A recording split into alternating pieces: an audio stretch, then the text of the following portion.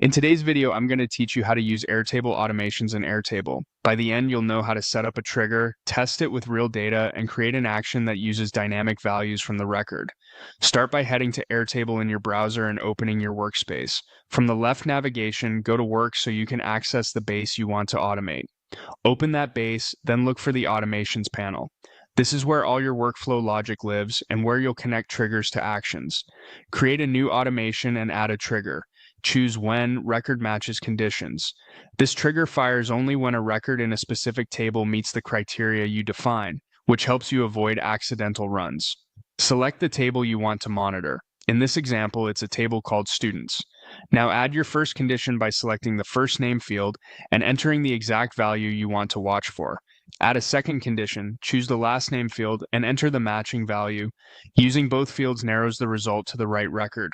If your data has unique IDs, you could use those instead, but we'll stick to names here. Next, choose a record to use for testing. Airtable will prompt you to pick a real record that meets the conditions. Select the one that matches so the automation has sample data. This step is important because it lets you reference fields and confirm everything maps correctly later. Now add advanced logic or an action and select Create Record. Choose the table where the new record should be created. Again, students in this walkthrough.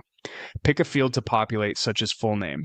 You'll see a plus icon next to the field. Click it to insert a dynamic value from the trigger.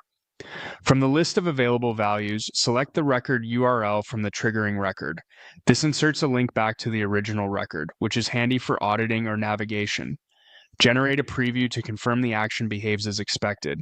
The preview shows the data Airtable will write into the new record, including the inserted URL. If it looks correct, copy that URL.